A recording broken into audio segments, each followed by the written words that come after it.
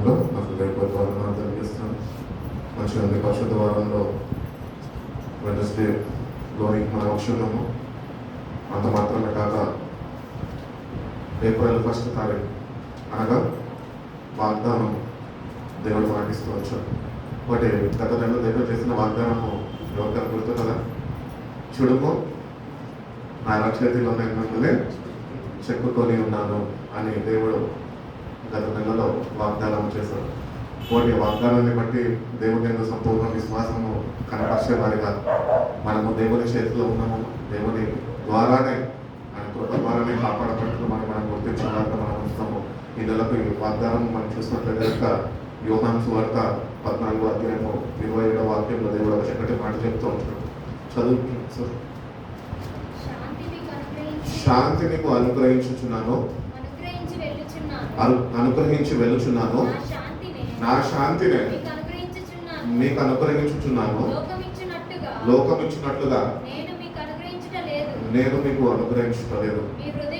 మీ హృదయంలో కలవరపడనీయకుడి, పెదవనీయకుడి. కాబట్టి దేవుడు చెప్తున్నాడు, నా శాంతిని నేను మీకు ఇస్తున్నాను.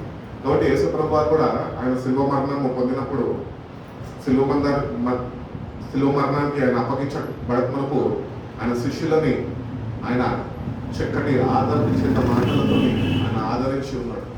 ఆయనకి తెలుసు ఆయన ఎల్లుండి రోజు సిలువ వేయబడతారు కానీ ఆయన సిలువ వేస్తారు అని తెలుసు. అయినప్పటికీ కూడా వాళ్ళకి ఆదరణ కలిగించడానికి దేవుడు చక్కటి మాటలతో వాళ్ళని ఆదరించి బలపరిచి ఉన్నాడు. ఎందుకంటే వాళ్ళు భయంకరమైన ప్రభు అనుభవించబోయే శ్రమని వాళ్ళు కళ్ళారా ఎదుర్కోవాలి. వాళ్ళకి కావాల్సిన శక్తిని, వాళ్ళకి కావాల్సిన ప్రోత్సాహాన్ని దేవుడు ముందుగానే వాళ్ళకి అందజేస్తున్నారు. అదే రీతిగానే మన జీవితాల్లో మనం చూసుకున్నట్లయితే కనుక రక్షణ పొందుకున్నాము, రక్షింపబడ్డాము, మందిరానికి నడిపింపబడుతున్నాం, కానీ దేవుడిచ్చిన శాంతిని ఇంకా మనము పొందుకోలేదేమో. కానీ నేటి కన్నా ఈ రోజున్న ఆయన మాటలందు మనము సంపూర్ణ విశ్వాసము నిలుపగలిగితే కనుక ప్రభు చెప్తున్న రీతిగా ఈ లోకం ఇచ్చే శాంతి కాదు, కానీ నా శాంతిని నేను మీకు అనుగ్రహిస్తున్నాను. మీ హృదయాన్ని కలవరపడనియద్దు అంటున్నాడు, అధైర్యపడద్దు అంటున్నాడు. కాబట్టి ప్రభువుని బట్టి మనము విశ్వాసము కలిగి జీవించే వారమై ఉండాలి అని దేవుడు ఎంతగానో ఆయన ఆశిస్తున్నాడు. కాబట్టి యేసు ప్రభు వారు ఈ భూమి మీద ఉన్నప్పుడు ఆయన తన శిష్యుల స్థితిగతులన్నీ ఎరిగినవాడు. ఆయన చుట్టూ ఉంటున్న ప్రజలు ఆయన వెంబడించిన వారి స్థితిగతులన్నింటినీ ఆయన ఎరిగి ఉన్నవాడు. ఎవరికి ఏ మాటలు కావాలా, ఏ మాటల చేత నన్ను వెంబడించేవారు ప్రోత్సాహం పొందుకుంటారో, నా ఎందు విశ్వాసము నిలపగలుగుతారో అని చక్కటి మాటలు వాళ్ళకి తెలియపరుస్తూ, బోధిస్తూ, వాళ్ళని ధైర్యపరుస్తూ, వాళ్ళు సంపూర్ణ విశ్వాసము ఆయన ఎంతో కలిగి ఉండాలని ఎంతో ఆయన ప్రయాసపడ్డాడు. కాబట్టి మన జీవితాల్లో కూడా మనం చూసుకున్నట్లయితే కనుక రక్షణ పొందుకున్నాము, కానీ ఇంకా దేవుని ఎందు సంపూర్ణ విశ్వాసము కలిగి జీవించలేని వారుగా మన జీవితాలు. కాబట్టి ప్రభు ఈ పరిశుద్ధ వారంలో ఆయన ఎన్నో సంగతులు ఆయన సిల్వకి అప్పగింపబడక మునుపు ఆయన ఎన్నో సంగతులు వాళ్ళకి తెలియజేస్తున్నాడు. ఎక్కువగా ఏమి సూచించున్నాడంటే, నేను మరణించబోతున్నాను, నన్ను శిష్యులలో ఒకడు అప్పగించబోతాడు. ఇవన్నీ ప్రభుకి తెలుసు. అయినప్పటికీ కూడా ప్రభు ఎక్కువ దేని మీద ఫోకస్ చేశాడు అంటే, ఇంకా నేను వీళ్ళతోని రేపటి దినాన ఎల్లుండి దినాన నన్ను సిలువ అయిపోతాను కనుక వీళ్ళని నేను దేవుని రాజ్యం గురించి సిద్ధపరచలే అని ఆ రాజ్యం గురించిన సువార్తని ఈ ఆఖరి దినాల్లో కూడా ఆయన ప్రకటించి ఉన్నాడు. కాబట్టి హోలీ వీక్లో మనము చూసుకున్నట్లయితే కనుక హోలీ వీక్ టైం లైన్ మనం చూసుకున్నట్లయితే యెరూషలేములో ప్రారంభింపబడ్డది. యెరూషలేములోనికి ఈయనే మా రాజు అని వాళ్ళు తీసుకొని వచ్చారని గాడిద మీద ఆయనని ఊరేగించుకుంటూ కోసన్నా జయమే అనుకుంటూ తీసుకొని వచ్చారు. అటు రీతిగానే మండే రోజు మనం చూసుకున్నట్లయితే కనుక ప్రభువారు మందిరంలోనికి ప్రవేశించి మందిరంలో జరుగుతున్న ఆ వ్యాపార స్థలాలన్నింటినీ చూసి వాటిలన్నింటినీ శుద్ధపరిచి, నా మందిరము ప్రార్థన మందిరంగా ఉండాలి, కానీ మీరు దీన్ని దొంగల గృహంగా దీన్ని మార్చేస్తారు అని దేవుడు అక్కడ వాళ్ళకి తెలియజేస్తున్నాడు. అంత మాత్రమే కాక మనం చూసుకున్నట్లయితే ఈ టైం లైన్లో ఈ వారంలో జరిగిన సంఘటనలన్నీ మనం చూసుకున్నట్లయితే కనుక ఆయనకి ఆకలి వేసినప్పుడు అంజూరం చెట్టుని ఆయన శపించి ఉన్నాడు. అదే రీతిగానే ఆయన మనం చూసుకున్నట్లయితే ఆ చెట్టుని శపించినాక మళ్ళా మందిరంలో అనేక మంది ఆయన మాటలు వినడానికి వచ్చినప్పుడు అనేక విషయాలు తన రాబోతున్న రాజ్యము గురించి ఆయన వాళ్ళకి ముందుగానే ఒక కనువిప్పు కలుగు చేసి ఉంది, తెలియపరిచి ఉన్నాడు. కాబట్టి దేవుడి రాజ్యం అతి సమీపంలో ఉన్నది అని యేసుప్రభు గారు ఉన్నప్పుడే ఆయన ముందుగానే తెలియపరుచున్నాడు. మరి ప్రభు ఇక్కడ ఉంటున్న రాజ్యం ఎప్పుడు వస్తుంది, అంత త్వరలో ఎట్లుంది అంటారా? లేఖనాల ప్రకారము ఈయన సిలువ వేయబడాలి, మనుషుల పాపాలను ఈయన క్షమించాలా, వాళ్ళని విమోచించాలా, ఆయన తిరిగి ఆరోహణమై తండ్రి యొక్కకు వెళ్ళాలా, అక్కడి నుంచి మళ్ళా తండ్రి యొక్క రాజ్యముతో ఆయన తిరిగి రావాలా. కనుక ఆయన సిలువ మరణం అంతా దేనికి అంటే నిన్ను ఆ రాజ్యానికి సిద్ధపరచడానికి మాత్రమే. కాబట్టి ఆ రాజ్యానికి మనం సిద్ధపరచబడే వారుగా మనం ఉండాలి. కాబట్టి ఈ దినాన మనం చూసుకున్నట్లయితే కనుక ఆయన మందిరంలో కూర్చున్నాడు. ఇప్పుడు మనం టీవీలో చూసుకున్నట్లయితే మన క్రైస్తవ సమాజంలోనే సేవకులు ఎదురు బదులు కూర్చొని ఏం చేస్తూ ఉంటారు, డిబేట్లో పెట్టుకుంటుంటారు. అట్టి రీతిగానే ఆయన కూడా ఆ రోజు ఏం చేసిందంటే రేపటి దినాన ఎల్లుండి దినాన ఆయన మరణించబోతున్నాడు అని తెలిసినప్పటికీ కూడా ఆయన డిబేట్ పెట్టుకున్నాడు వాళ్ళతో, శాస్త్రులతోని పరుషులతోని అక్కడ ఉన్న వారితోని అక్కడ కూర్చొని మందిరంలో ఆయన చెప్పుచున్నాడు ఏంటి అంటే దేవుడి రాకగా అతి సమీపంలో ఉన్నది. కాబట్టి రాకడికి ఎట్టి సిద్ధపాటు కలిగి ఉండాలి, ఎట్టి ఏమంటారు సూచనలు మీరు కలిగి ఉండాలా, అవన్నీ వాక్యంలో ఉన్నాయని అవన్నీ వాళ్ళకి ఆయన బోధించి ఉన్నాడు.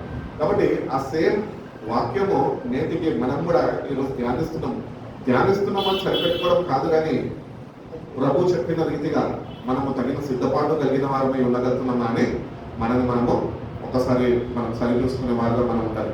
ఇక్కడ మనం చూసుకున్నట్లయితే కనుక మత్తయి సువార్త 24-25 అధ్యాయాల్లో 2 అధ్యాయాలు మనం చూసుకున్నట్లయితే ప్రభు యొక్క రాక గురించి అక్కడ దేవుని వాక్యము మనకు చదివిస్తుంది.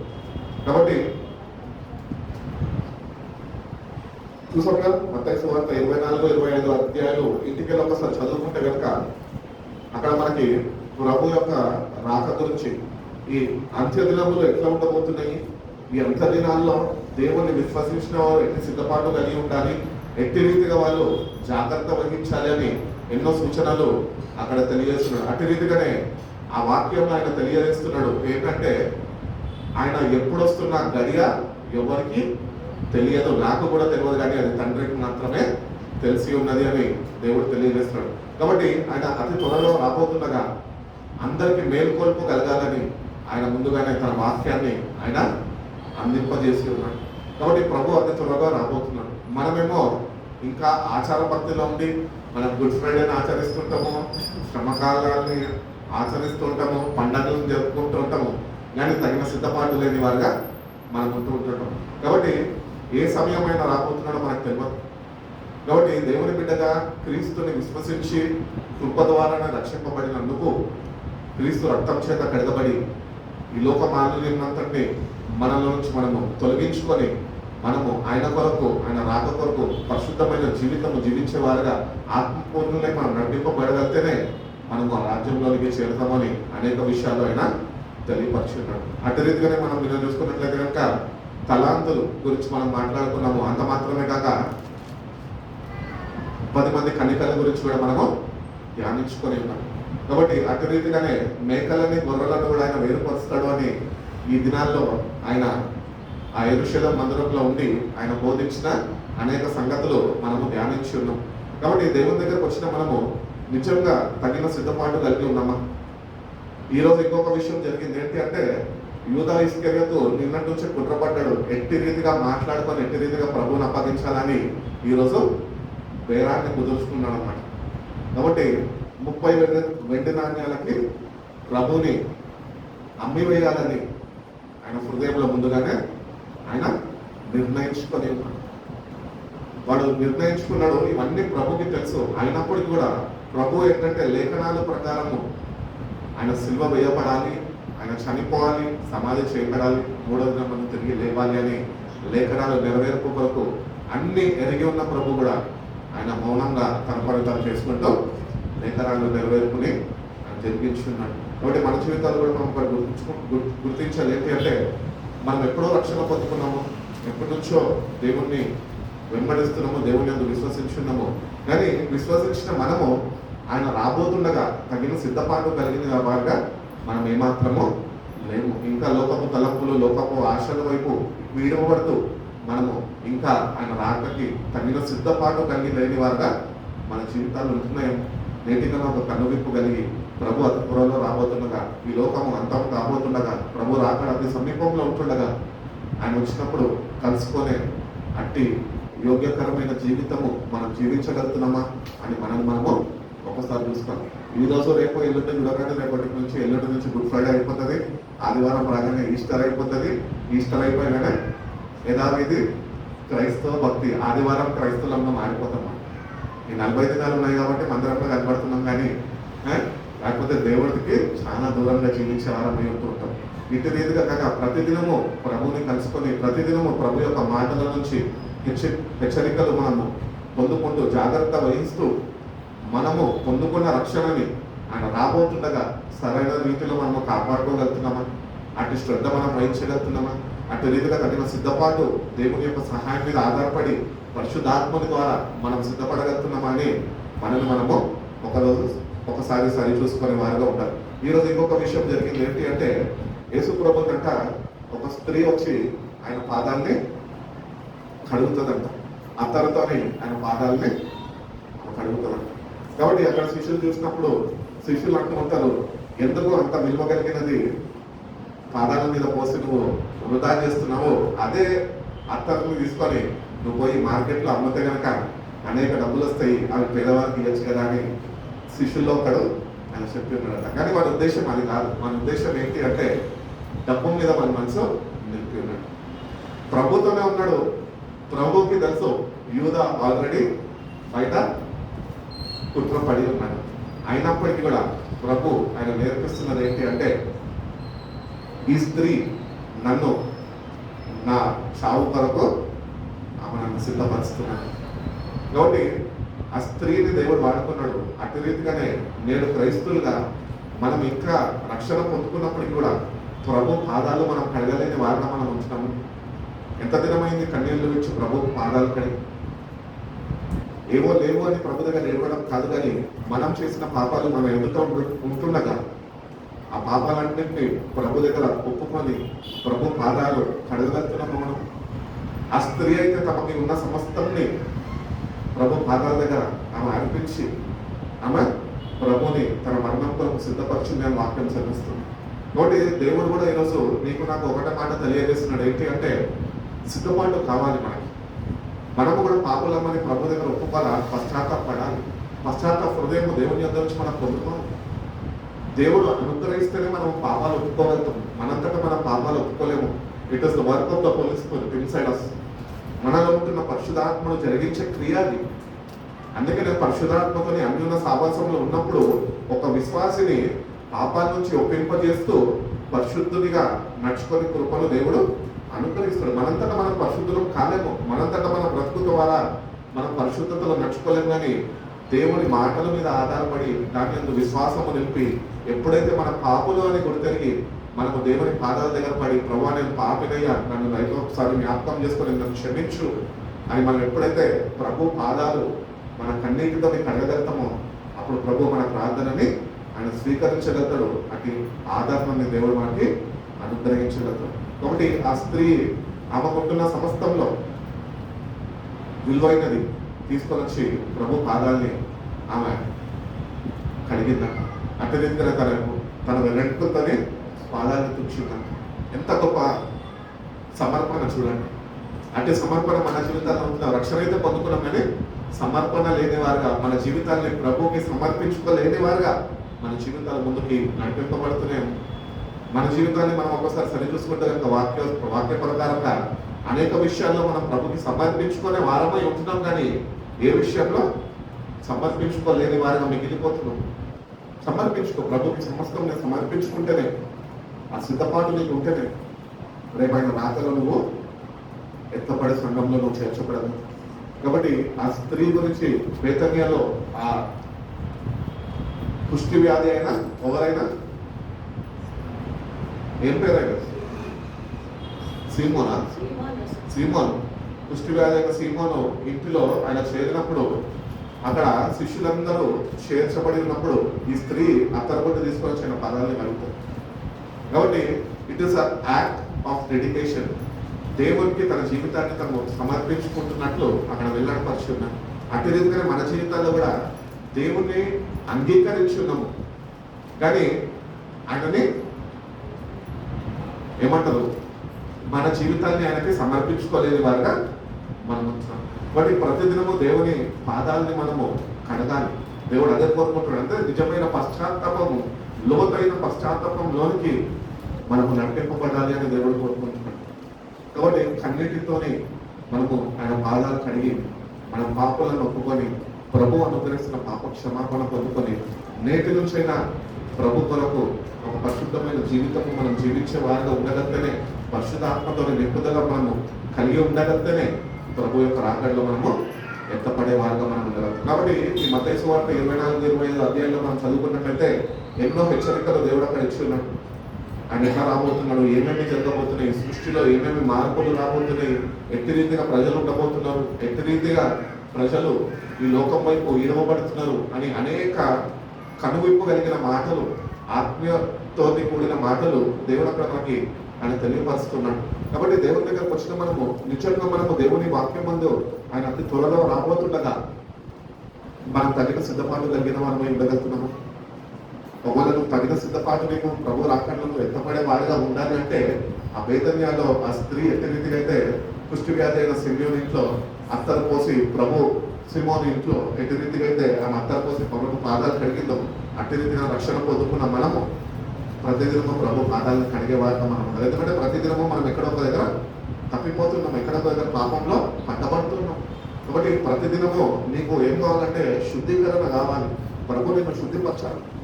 ప్రభు తన కాచిన రక్తం చేత ప్రతిదినము మనం కడగబడాలి, నూతన పరచబడుతుండాలి. అట్టి రీతిగానే ప్రభు అనుగ్రహిస్తున్న పరిశుద్ధాత్మ శక్తితోని ఆ బలము పొందుకొని ఏ పాపం మీదైతే మనము మన మనసు నిలిపి ఉన్నాం ఆ పాపం మీద మనము జయాన్ని పొందుకోవాలి.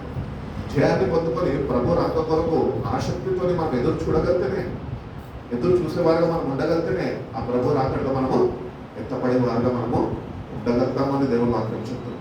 కాబట్టి మన జీవితంలో ఇంతకాలం అయిపోయింది, రక్షణ పొందుకున్నాము, అన్నీ చేస్తున్నాము, కానీ మనకేం లేదు తెలుసా, సిద్ధపాటునే. ఈ రోజు వచ్చిన ప్రభు దగ్గర ప్రశ్న మనము, ప్రభువు నన్ను సిద్ధపరిచయ్యా, తగిన సిద్ధపాటు నాకు అనుగ్రహించు, ఎట్టి రీతిగా సిద్ధపడాలో నువ్వు నాకు నేర్పించు, నీ వాక్యం నుంచి నాకు బోధించు, నీ పరిశుద్ధాత్మ చేత నన్ను అట్టి రీతిగా నువ్వు నన్ను నడిపించు అని మనం దేవుడిని అడగగలిగితే కనుక దేవుడు తప్పక సహాయం చేస్తాడు. మత్తయి సువార్త 24 అధ్యాయం 42 నుంచి 44 వాక్యాలు ఒకసారి చదువుకుందాం చూడండి. కావున ఏ దినము ప్రభు మీ ప్రభు వచ్చునో మీకు తెలియదు కనుక మెలకువగా ఉండుడి. ఏ చామున దొంగ వచ్చునో ఇంటి యజమానికి తెలిసి ఉండిన ఎడల మెలకువగా ఉండి తన ఇంటికి కన్నము వేయనీయడని మీరు ఎరుగుదురు. మీరు అనుకున్న గడియలో అనుకున్న గడియలో మనిషి కుమారుడు వచ్చును కనుకనే మీరు కూడా సిద్ధంగా ఉండుడి. చాలా ఇక్కడ మనం చూసుకున్నట్లయితే ఏ గడియలో ప్రభు వస్తాడో మనకి తెలియదు అని వాక్యం చెప్తుంది. కాబట్టి we have to be prepare. తగిన సిద్ధపాటు నీకు ప్రతి నిమిషము నీకు కావాలి. పుట్టి ఆదివారము, శుక్రవారము, శనివారము ప్రార్థనకు వచ్చినప్పుడు సిద్ధపడడం కాదు. నీ వ్యక్తిగత జీవితంలో రక్షణ పొందుకున్నందుకు ప్రతి నిమిషము ప్రభు యొక్క రాక తలంపు నీకు ఉండాలి. అట్టి రీతిగా ఉండాలి అంటే నువ్వు ప్రభు యందు నిలిచి ఉన్నప్పుడే ఆ పరిశుద్ధాత్మ దేవుడు అట్టి తలంపుని నీకు కలుగజేస్తాడు. ఆయన రాక కొరకు తగిన హెచ్చరికలు నీకు తెలియపరుస్తూ నేను తగిన సిద్ధపాటు లోనికి ఆయన నడిపించగలుగుతాడు. కాబట్టి ఏ సమయంలో ప్రభు వస్తాడో మనకు తెలియదు. ఈ లోకంలో కొద్ది కాలం మనం ఉంటాం అంతే. ఆయన రాకడో మన పోకడో మనకు తెలియదు. కానీ దేవుని రాజ్యం అంటూ ఒకటి ఉన్నది, అది అతి త్వరలో రాబోతున్నది కనుక మనమైతే సిద్ధపడిన వారమై ఉండాలి అని దేవుడు కోరుకుంటాడు. కాబట్టి మనంతటా మనం సిద్ధపడలేము, కానీ దేవుని వాక్యమందు నిలిచి ఉండగలితే, అటు విశ్వాసాన్ని మనం కనపరచగలితే, అటు రీతిగా మనము దేవుని సన్నిధిలో మనము మన పాపాలన్నీ ఒప్పుకొని ఆయన అనుగ్రహిస్తున్న పాప క్షమాపణ పొందుకోగలితే, అటు రీతిగానే దేవుడు పంపిన పరిశుద్ధ ఆత్మతోని మనము నడిపింపబడగలితేనే మనం ఆ పరిశుద్ధ రాకడలోనికి సిద్ధపడగలుగుతాం. అందుకని ప్రభు అంటూ ఉంటాడు కదా, ఆత్మ లేని వాడు నా వాడు కాదు. కాబట్టి అంతర్జాలంలో పరిశుద్ధాత్మ అన్యుల సావాసంలో మనం నిల్చుంటాం. తండ్రి కుమార పరిశుద్ధాత్మ ప్రియక దేవుడు. మనం దేవుడిలో ఉంటున్నామో చెప్తున్నాం, కానీ పరిశుద్ధాత్మతో ఏమాత్రమో సావాసంలో నిలిచిలేని వారిగా మనం ఉంచుతాం. కాబట్టి ఇట్టి రీతిగా మన క్రైస్తవ జీవితాన్ని మనం ముందుకు కొనసాగిస్తుంటే కనుక ప్రభు రానే వస్తాడు, మనం విడబడిపోతామో. ఎందరైతే సిద్ధపాటు కలిగి ఉంటారో వాళ్ళేమో సంఘం నుంచి వేరు చేయబడతారు, ఎత్తబడతారు, ప్రభుని చేరుకోగలుగుతారు. కాబట్టి ప్రతి నిమిషము ఒక ప్రిపరేషన్ అనేది మనకి కలిగి ఉండాలి. ఏ నిమిషమో, ఏ జామనో, ఏ సమయమో ఆయన రాబోతున్నాడు. తెస్సలోనికీయులకు రాసే పత్రికలు అంటుంటాడు, ఇగో చూడు నేను దొంగ వల్లే వస్తున్నాను అంటున్నాడు. కాబట్టి దొంగ వల్ల అయినా వస్తుండగా ఎంత జాగ్రత్త వహించాలి మనం. ఆయన చెప్పినాడు, కానీ నువ్వు అనుకోని గడియలో ఆయన వస్తాడు. మనం ఎప్పుడు అనుకుంటుంటాం ప్రభు వస్తాడేమో అని. నువ్వు అనుకున్నప్పుడు ఆయన రాడు. నువ్వు ఎప్పుడైతే అనాలోచనగా ఉంటావు చూడు, లోకం ఆలోచనలతో ఉంటావు చూడు, అప్పుడు ఆయన వస్తాడు. అందుకనే సమయం అయినా నాకు తెలియదు, తండ్రికి మాత్రమే తెలుసు అని ఆయన ముందుగానే చెప్పి ఉన్నాడు. కాబట్టి దేవుని రాజ్యంలోనికి చేర్చబడే మనము ప్రతినిత్యము ఆ రాకడ తలంపులు కలిగి మనం ఉండాలి. అంటే మనం ప్రతినిత్యము దేవునికి అనుకూలంగా ఉండాలా, దేవుని దృష్టికి అంగీకారంగా ఉండాలా. అంత మాత్రమే కాక మన జీవితాన్ని మనం వాక్యం చేత సరిదిద్దుకుంటూ ప్రార్థిస్తూ దేవుడు అనుగ్రహిస్తున్న పాపక్షమాపణని మనము ముందుకొని ఆ పాపక్షమాపణలో మనం నిలిచి ఉండి ఇంకా మళ్ళీ పాపం జోలికి పోకుండా పరిశుద్ధమైన జీవితం జీవిస్తూ అటు రీతిగానే పరిశుద్ధాత్మ దేవుని మీద ఆధారపడుతూ ఆయన కలుగజేస్తున్న ఆదరణని మనం పొందుకొని మనం సిద్ధపడగలిగితేనే మనం దేవుని రాకడలో ఎత్తపడే వారిగా మనం ఉండగలుగుతాము అని దేవుడు తెలియదు. పేతురు రాసిన 2వ పత్రిక 3వ అధ్యాయం 11-12 వాక్యాల్లో ఒక మాట ఉంది చూడండి.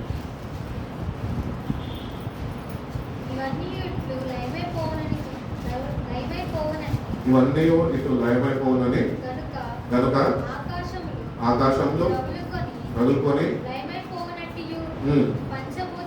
పంచభూతములు మహావేంద్రంతో కలిగిపోయినట్లు దేవుని దినపు రాకడ కొరకు కనిపెట్టుకొనుచు దాన్ని ఆశతోని అపేక్షించుచు మీరు పరిశుద్ధమైన ప్రవక్తతోనూ భక్తితోనూ ఎంతో జాగ్రత్త గలవరై ఉండగలను. ఆయనను మనం ఆయన వాగ్దానాన్ని బట్టి కొత్త ఆకాశం కొరకు కొత్త భూమి కొరకు కనిపెట్టుచున్నాము. వాటి యందు నీతి నివసించు.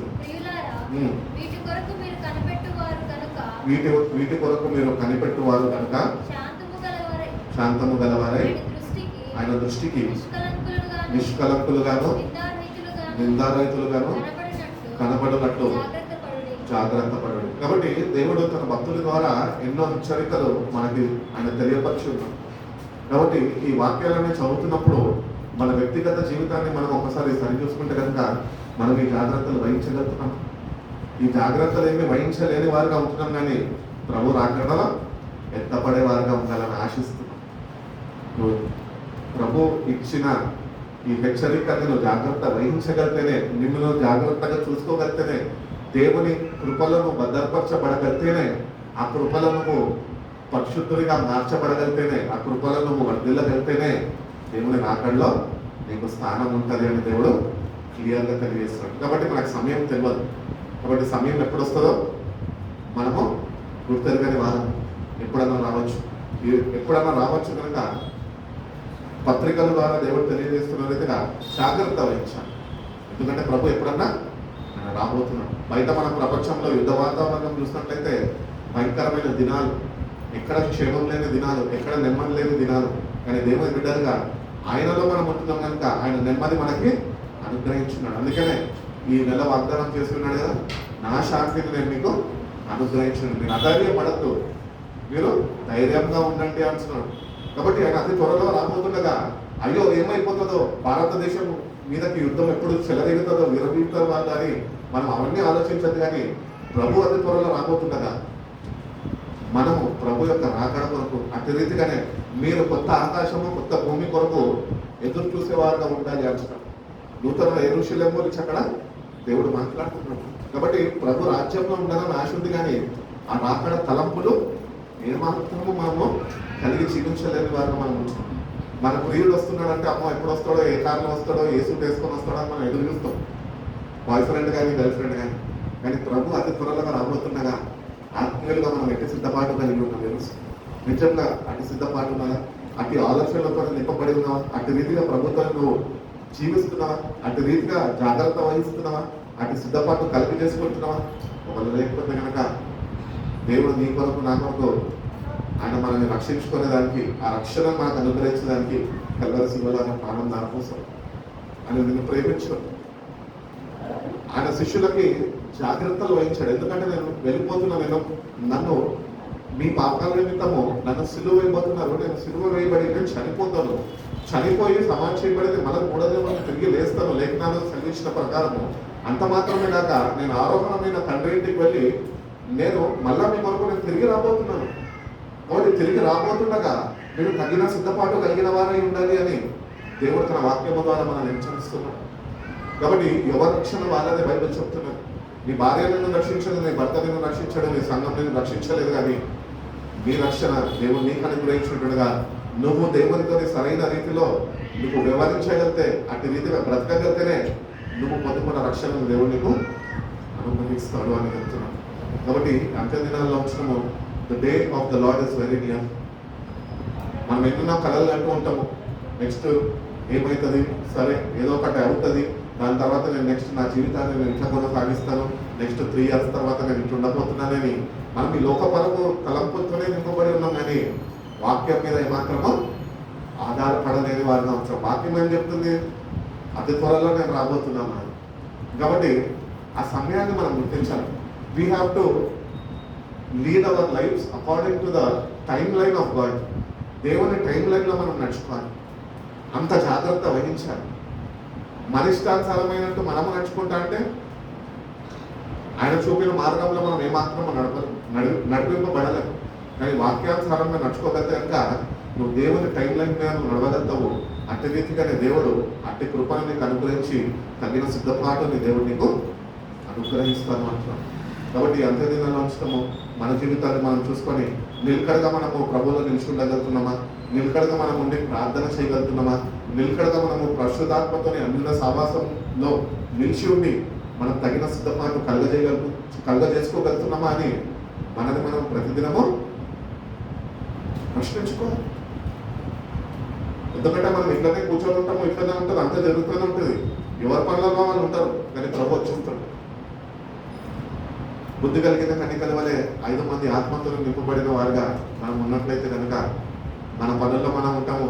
అటు రీతిగా ప్రభు రాబోతుండగా ప్రభు వైపు మనము మన దృష్టిని, మన మనసుని నిలిపి కేంద్రీకరించి మన రాకలో ఎత్తబడే వారుగా మనము చేర్చబడతాము అని దేవుడు తెలియజేస్తుంది. కాబట్టి ప్రిపరేషన్ మనకు కావాలి.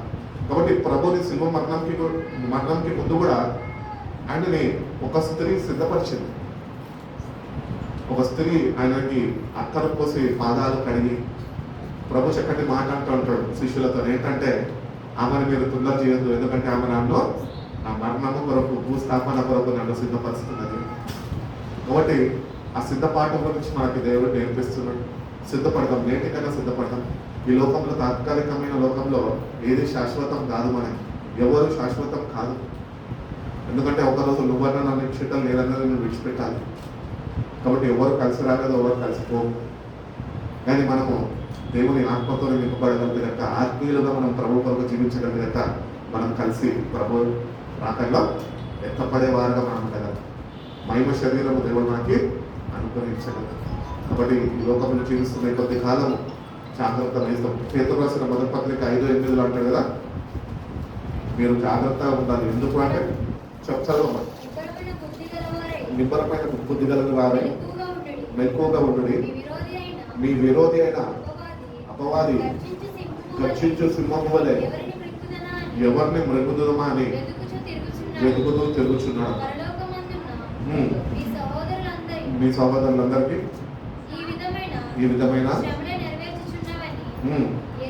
ఎరిగి విశ్వాసమందు స్థిరులై వారిని ఎదిరించు. కాబట్టి విశ్వాసమందు స్థిరులై ఉండాలి అంటే నువ్వు ప్రభుకి అంటగట్టబడి ఉంటావు. ఎందుకంటే హెబ్రోను రాసిన పత్రిక 12వ అధ్యాయం ప్రకారం చెప్తుంది కదా, విశ్వాసానికి కర్త, దాన్ని కొనసాగించే యేసు వైపు చూచుచు. ఎందుకంటే ఆయననే విశ్వాసానికి కర్త. నీ విశ్వాసం ఈరోజు కాపాడబడాలంటే నువ్వు ప్రభులో ఉన్నప్పుడే అది కాపాడబడుతుంది. నీకుంటున్న విశ్వాసం నీకు కాపాడదు, కానీ ప్రభువునందు నువ్వు విశ్వాసం నింపగలితే, అటు విశ్వాసం నువ్వు నిలిచి ఉండగలితే నువ్వు కాపాడబడగలుగుతావు, అపవాది నుంచి నువ్వు తప్పించబడగలుగుతావు అని దేవుడు చెప్తున్నాడు. కాబట్టి నీ విరోధి అయిన అపవాది అంటున్నాడు, సాతాను గర్జించు సింహం వాళ్ళు ఎవరిని తిరుగుతున్నానే వాడు తిరుగుతున్నాడు. వాడు ఈ లోకంలో తిరుగుతలేదు, కానీ వాడు రక్షింపబడిన వారి కొరకు వాడు తిరుగుతున్నాడు. ఎందుకంటే వాళ్ళు పొందుకున్న రక్షణ వాళ్ళకు లభించకుండా ఉండడానికి, వాళ్ళు పొందుకోకుండా ఉండడానికి, వాళ్ళు కూడా నిత్య నాశనంలోనికి వాళ్ళు నాతో రావాలని వాడు ఎవరిని తిరుగుతున్నా అని ఈ అంత్య దినాల్లో తిరుగుతుండగా, మనమైతే దేవుని కృపలో భద్రపరచబడుతూ దేవుడు త్వరలో రాబోతుండగా ఆయన రాకడ సూచనలన్నీ మనము కైకొని ఆ ప్రకారము మనము గుర్తించి మనము ఆయన జాగ్రత్త వహించగలిగితే కనుక మనం తప్పక ప్రభు రాకడలోనికి చేర్చబడే వారుగా మనం ఉండబడతామని దేవుడు తెలియజేస్తున్నాడు. అదే రీతిగా మనం చూసుకున్నట్లయితే లూకాసు వార్త 21వ అధ్యాయం 36వ వాక్యంలో ఒక మాట అంటాడు కదా, 21:36 లూకాసు వార్త. కాబట్టి మీరు చదవమ్మా, జరగబోతే వీటన్నిటి నుంచి తప్పించుకొని మనిషి కుమారుడు ఎదుట నిలువబడుటకు శక్తి గలవారు అగునట్లు ఎల్లప్పుడూ ప్రార్థన చేయొచ్చు, మెలుగుగా ఉండుడని. ఎల్లప్పుడూ ప్రార్థన చేయడం అంటే ప్రతినిత్యము ఇంకా మోకాలు వేసి చేతులు ఎత్తడం కాదు. నువ్వు ఏ పని చేస్తున్నప్పటికీ ప్రార్థన పూర్వకంగానే ఉండాలి, ప్రార్థన కలిగి ఉండాలి. ఆ ప్రార్థన నీకు తగిన సిద్ధపాటుని కలుగు చేస్తుంది. కాబట్టి బండి నడుపుతున్నప్పటికీ, ఆఫీస్లో పని చేస్తున్నప్పటికీ, నువ్వు ఏమి చేస్తున్నప్పటికీ, నీ సొంత పనులు నువ్వు ఏమి చేసుకుంటున్నప్పటికీ, అన్ని పనుల్లో నీకు ఏముండాలని బైబిల్ చెప్తున్నది, ప్రార్థన ఉండాలి. అంటే దేవుని ఆత్మ నీకు ఉండాలి. నీ అంతటా నువ్వు ప్రార్థన చేయలేవు, కానీ దేవుడు చెప్తున్నాడు కదా, మీ పక్షాన నేను ఉచ్చరించ కలిగిన మూర్గులతో నేను ప్రార్థన చేస్తున్నాను ఆత్మ. కాబట్టి ప్రార్థన ఆత్మ అనేది దేవుని దగ్గర నుంచి అధ్యయనంలో మనం పొందుతాం. ఎల్లప్పుడూ ఎడతెగక మనం ప్రార్థన చేసే వారిగా మనం ఉన్నాం. ఇటు ప్రార్థన అనుభవంలో మనం నడిపింపబడితేనే, ఆ ప్రార్థన జీవితం మనం కలిగి జీవించగలిగితేనే దేవుడు తగిన సిద్ధపాటు తన రాకడికి నీకు అనుగ్రహించగలుగుతాం. ప్రార్థనలు లేని క్రైస్తవులుగా ఉంటే, ప్రార్థనకు వచ్చినప్పుడే ప్రార్థన చేసే క్రైస్తవులు లేకపోలేదు. వాళ్ళ వ్యక్తిగత జీవితంలో ప్రార్థన ఉండదు. ఎప్పుడన్నా పాస్టర్ గారు వచ్చినప్పుడు, లేకపోతే సంఘస్థులు కూడుకున్నప్పుడు మాత్రమే వాళ్ళు ప్రార్థన చేస్తారు, కానీ ప్రతినిత్యము ప్రార్థన చేయలేని వారుగా వాళ్ళు ఉంటారు. కాబట్టి we have to develop and habit. మనం ఒక అలవాటు చేసుకోవాలి. ఏంటంటే ప్రతినిత్యం ఎట్టి ప్రార్థన చేయాలని నాకు నేర్పించేయాలి దేవుడిని అడగాలి. ఏ పని చేసినా ప్రార్థనతో చేయాలి. మా తల్లిగారిని నేను చూస్తుంటాను, పొద్దున్న లేవగానే స్టవ్ దగ్గరికి పోయి ఒక 5 నిమిషాలు ప్రార్థనలో గడుపుతుంది, ప్రార్థన చేస్తుంది. ఈ దినమంతా కావాల్సిన కాపుదల, భద్రత అన్ని దయచేసి అంటే ఎందుకంటే మనం ఏ పని చేసినప్పుడు ప్రార్థనతోనే ప్రారంభించాలా, ప్రార్థనతోనే కొనసాగించే వారిగా మనం ఉండాలి. అందుకనే ఎడతెగక ప్రార్థన చేయండి అంటున్నాం. ఆ ప్రార్థన ఆత్మలో ఉన్నప్పుడు దేవుని రాక కొరకు తగిన సిద్ధపాటు దేవుడు మనకు అనుగ్రహించాలి. మన జీవితంలో ప్రార్థన లేకపోతే సిద్ధపడతామంటే ఎట్లా సిద్ధపడగలుగుతాం? పడలేము.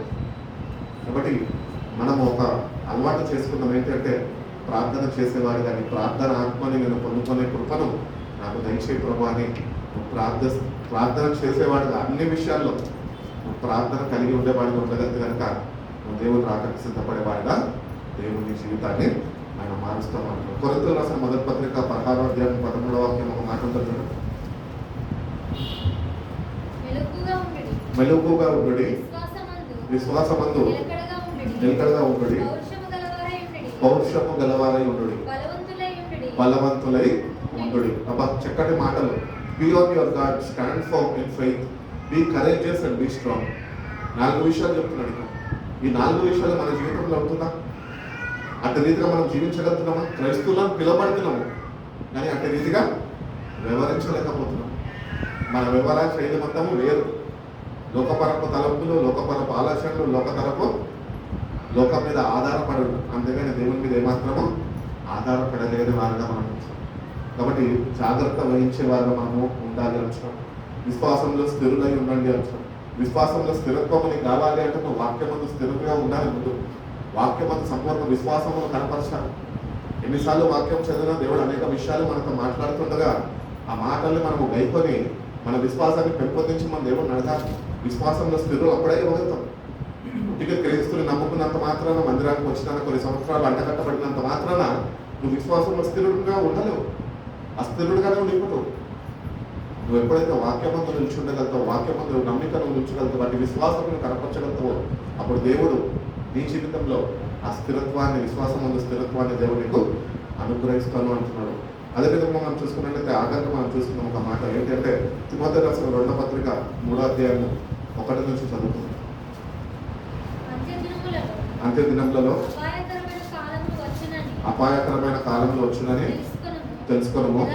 ఎలాగనగా మనుషులు స్వార్థప్రియులు, ధనాపేక్షులు, బింకములాడువారు, అహంకారులు, దూషకులు, తల్లిదండ్రులకు అవిధేయులు, కృతజ్ఞత లేని వారు, అపవిత్రులు, అనురాగరహితులు, అతిద్వేషులు, అపవాదికులు, అచితేంద్రులు, క్రూరులు, ప్రజలద్వేషులు, గోవులు, మూర్ఖులు, గర్వాంధులు,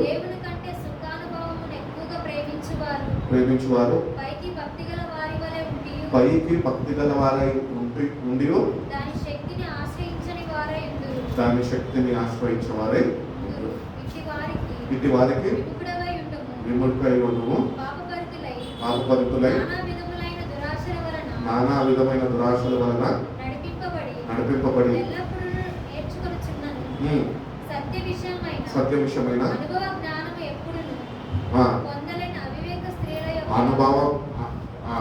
అనుభవ జ్ఞానం పొందలేని స్త్రీల యొక్క ఇళ్ళలో చొచ్చి వాళ్ళు చెరపట్టుకోవారు వీళ్ళలో చేరినవారు. కాబట్టి అంత్య దినాల్లో అపాయకరమైన కాలం వస్తుంది అని దేవుడు చెప్తున్నాడు. కాబట్టి మనం కానీ ఆత్మీయ నేత్రాలతో మనం ఈరోజు చూడగలిగితే కనుక ఆల్రెడీ మనము ఉంటున్నది ఈ అపాయకరమైన కాలంలోనే. వస్తున్నాయని ఇంకా ఆలోచించదు, కానీ ఆ కాలంలో మనం దేవుడు కాపాడుతున్నాడని మనం గుర్తించాలి. ఆల్రెడీ వీళ్ళందరూ ఉన్నారు. స్వార్థప్రియులు, బింకంలాడేవారు, దేవుడి కన్నా ఎక్కువగా అనుభవం ప్రేమించేవారు, వీళ్ళందరూ ఈ అంత్యదినంలో మన కళ్ళ ముందే ఉంటున్నారు. కానీ మన వాక్యం ఎట్లా చదువుతున్నాం తెలుసా? అంత్యదినంలో అపాయకరమైన కాలాలు వస్తాయి అని ఇంకా నమ్మచ్చు. కానీ మన కాలాల మధ్యలో మనం ఉంటున్నాము, ప్రభు రాకడ అతి త్వరలో ఉంటున్నది అని మనం గుర్తించలేని వారుగా, జాగ్రత్త వహించలేని వారుగా మన జీవితాలు ఉంటున్నాం. కాబట్టి అంత్యదినాల్లో ఉన్నాము, ప్రభు అతి త్వరలో రాబోతున్నాడు. ప్రభు చేసిన త్యాగాన్ని మనం జ్ఞాపకం చేసుకుంటున్నాము, పరిశుద్ధ వారాన్ని మనము ఆచరిస్తున్నాము. కానీ తగిన సిద్ధపాటు లేని వారుగా మనం ఉన్నట్లయితే కనుక నువ్వు చేస్తున్న భక్తి అంతా ఒకరోజు వృధా అయిపోతుంది. కాబట్టి ఆయన చేసిన త్యాగాన్ని మనం జ్ఞాపకం చేసుకుంటుండగా ఈ పరిశుద్ధ వారంలో మనము సిద్ధపడుతుండగా మరొకసారి ప్రభు కార్చిన రక్తాన్ని మనము జ్ఞాపకం చేసుకుంటున్నాము. నిజమైన మారు మనసు, నిజమైన పాపక్షమాపణ, నిజమైన నూతన జీవితము మనం దేవుని దగ్గర నుంచి పొందుకొని మనం ఉంటే కనుక మంచిదే. ఒకవేళ లేకపోతే కనుక నేటి నుంచన్నా ప్రభుని అడుగుదాం, ప్రభా ఒకవేళ నువ్వు అతి త్వరలో రాబోతున్నావు కనుక నేను ఒకవేళ ఈ అంత్య దినాల్లో ఉన్న వారిలో నేను కూడా అక్కడ లాగా ఉంటున్నానేమో, అటు స్వభావం నాలో ఉంటున్నదేమో, అవన్నీ నేను గుర్తించి నాలో నుంచి తొలగించుకొని ప్రభా నీ రాక కొరకు తగిన సిద్ధపాటు నాకు అనుగ్రహించు ప్రభా అని నువ్వు కానీ కన్నీళ్లు విడిచి ప్రభు పాదాలని కడగగలితే, ప్రభు అనుగ్రహించి పాప క్షమాపణను పొందుకోగలితే, ఆయన అనుగ్రహిస్తున్న పరిశుద్ధ ఆత్మతోనే నువ్వు నింపబడగలితేనే ప్రభు మధ్యాకాశంలో రాబోతుండగా ఆయన నువ్వు ఎదుర్కొనే వాడిగా నువ్వు ఉండగలుగుతావు. కాబట్టి మన జీవితాన్ని మనం సరిగ్గా చూసుకొని దేవుడికి మనము ప్రతి ఒక్కరము మన జీవితాన్ని మనము ఆయనకు అప్పగించాలి, లెక్క చెప్పాలి. కనుక ఒకసారి మన జీవితాన్ని మనము సరి చూసుకుందామని దేవుడిని అర్థం చేస్తున్నాం. దేవుడి వంటి కృప మనందరికీ అనుగ్రహించి మనం బలపరిచి నడిపించుకున్నాను. కళ్ళు మూసుకుని చిన్న ప్రార్థన చేస్తాం. పరిశుద్ధ ప్రేమ వేసే గొప్ప తండ్రి మమ్మల్ని ఎంతగానో ప్రేమించి ప్రభా మరొక దినాన ప్రభా ఇంటి రీతిగా మేము కూడుకొని ప్రభా నీ పరిశుద్ధ రామంలోనైనా మరొకసారినైనా ఈ వాక్యాలైనా నీ పరిశుద్ధ లేఖనాలైనా మనం ధ్యానించడానికి నేను చూపిన కృపను బట్టి నీ వందనాలు ప్రభా.